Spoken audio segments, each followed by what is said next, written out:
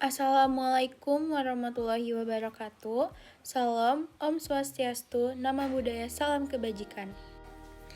Izin memperkenalkan diri, nama saya Nabila Aulia Oktaviana dari kelas A dengan NIM 23501911015. Yang terhormat kepada dosen pengampu kimia farmasi 2 APT Rina Anugrah dan teman-teman yang saya banggakan. Pada kesempatan kali ini, saya akan menjelaskan 7 hal utama dari spektrofotometri UV visible.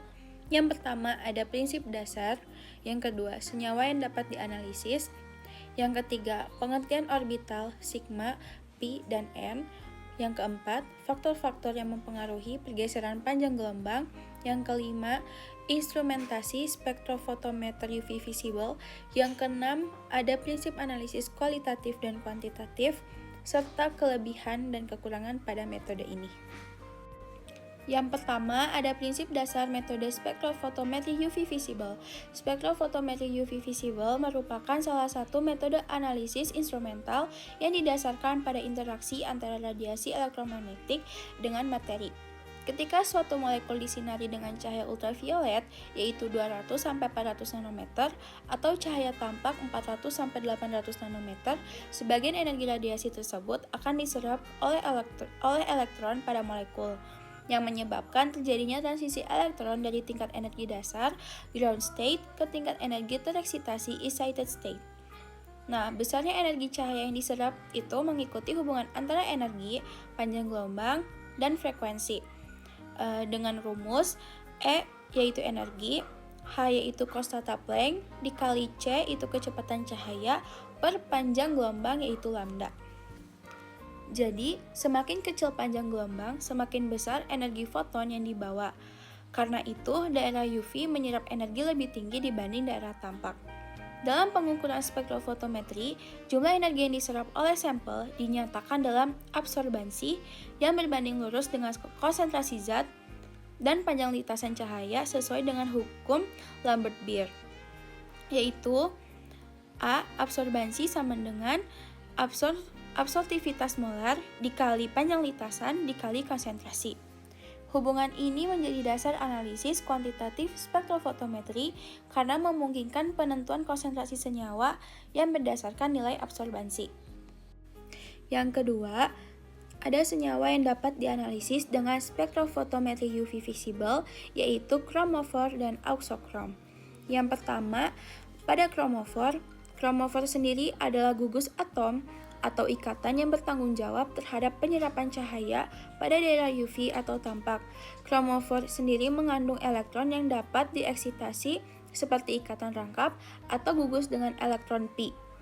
Contohnya sendiri adalah C rangkap 2C yaitu etilena, C rangkap 2O yaitu karbonil, N rangkap 2N yaitu azo, C rangkap 3, C rangkap 3N yaitu nitril, lalu gugus aromatik ada benzena, fenol, dan nitrobenzena. Lalu yang kedua ada auxokrom. Auxokrom sendiri adalah gugus yang tidak menyerap cahaya secara langsung, tetapi dapat mengubah intensitas dan posisi serapan kromofor dengan cara memberikan atau menarik elektron.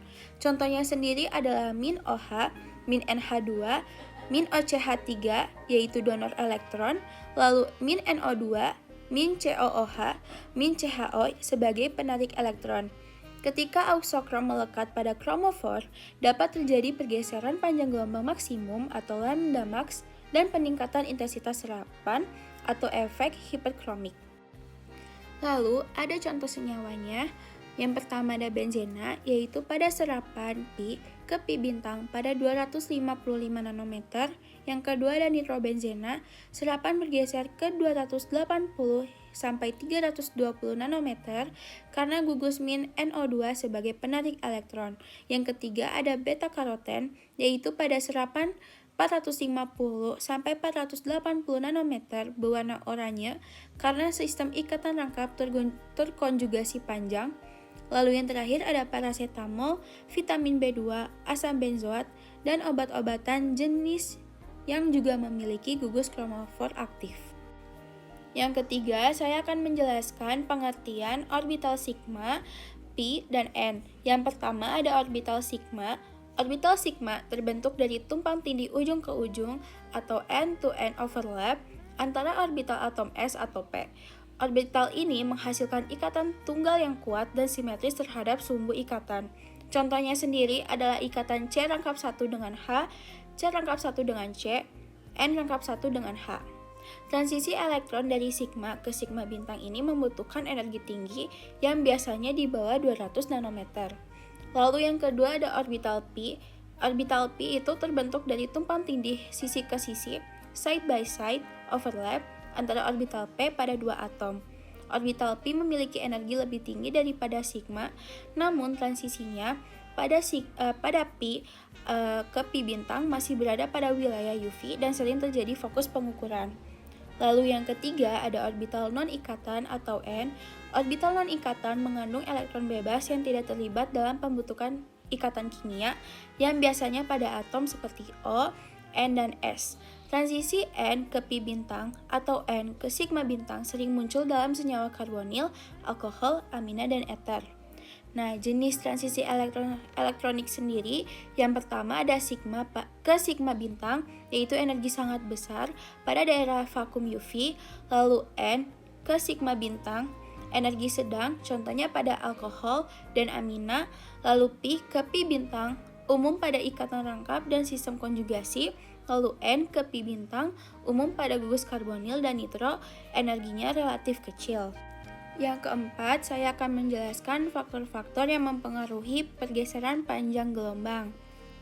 Pergeseran posisi maksimum absorbansi atau lambda max disebut pergeseran spektral yang dipengaruhi oleh berbagai faktor. Yang pertama ada sistem konjugasi. Semakin panjang sistem ikatan rangkap terkonjugasi, semakin kecil energi transisi yang dibutuhkan, maka lambda max akan meningkat. Contohnya itu ada etilena pada 180 nanometer, lalu 1,3 butadiena 217 nanometer, 1,3,5 heksatriena 258 nanometer. Fenomena ini disebut pergeseran batokromik atau redshift. Lalu yang kedua ada efek auxokrom. Penambahan gugus seperti min OH, min NH2 meningkatkan densitas elektron pi, lalu menurunkan energi transisi, maka lambda max bertambah panjang atau batokromik dan intensitasnya naik, yaitu hiperkromik. Lalu ada efek pelarut. Pelarut polar dapat menstabilkan tingkat energi N atau Pi bintang. Pada transisi N ke Pi bintang, pelarut polar menurunkan energi orbital N, maka lambda max akan menurun, yaitu hipokromik. Lalu pada transisi Pi ke Pi bintang, pelarut polar menstabilkan Pi bintang, maka lambda max akan bertambah sebagai batokromik. Lalu yang keempat ada efek pH dan ionisasi. Perubahan pH dapat mengubah keadaan ionisasi gugus fungsi, misalnya min COOH ke min COO- yang menyebabkan perubahan pola serapan. Lalu yang kelima ada interaksi molekul, yaitu asosiasi atau pembentukan dimer atau disosiasi dapat mengubah bentuk spektrum dan menyebabkan deviasi dari hukum Lambert-Beer. Lalu yang kelima ada instrumentasi spektrofotometri UV visible. Nah, instrumen spektrofotometri ini terdiri dari beberapa komponen utama. Yang pertama ada sumber cahaya. Di sini ada lampu deuterium dan lampu tungsten halogen. Nah, yang lampu deuterium ini sumber radiasi UV visible-nya berada pada 190 sampai 380 nanometer. Lampu tungsten halogennya sumber radiasi tampaknya berada pada 380 sampai 800 nanometer. Lalu yang kedua ada monokramator, yaitu berfungsi untuk memisahkan cahaya putih menjadi panjang gelombang tunggal menggunakan prisma atau kisi difraksi. Lalu yang ketiga ada kuvet. Kuvet sendiri adalah wadah sampel dari kuarsa untuk UV atau kaca untuk visible, yaitu panjang lintasan cahayanya biasanya 1 cm. Lalu yang keempat ada detektor, yaitu mengubah energi cahaya menjadi sinyal listrik. Jenis umumnya itu fotosel atau fotodiode untuk intensitas cahaya tinggi. Lalu ada fotomultiplier tube, sangat sensitif yang digunakan pada alat presisi tinggi. Lalu yang kelima ada sistem pembaca atau amplifier, yaitu menguatkan sinyal listrik dan menampilkannya sebagai nilai absorbansi pada layar digital. Lalu yang terakhir ada sistem optik. Yang pertama ada single beam, yaitu sinar melewati sampelnya aja lalu dibandingkan dengan belangko. Dan yang kedua itu ada double beam, sinarnya dibagi menjadi dua, satu ke sampel dan satu pada belangko yang memungkinkan pengukuran simultan dan stabilitas lebih baik. Lalu yang keenam, saya akan menjelaskan prinsip analisis kualitatif dan kuantitatif. Yang pertama ada analisis kualitatif. Analisis kualitatif digunakan untuk identifikasi senyawa berdasarkan pola spektrum dan nilai lambda max-nya. Setiap senyawa ini memiliki spektrum serapan khas.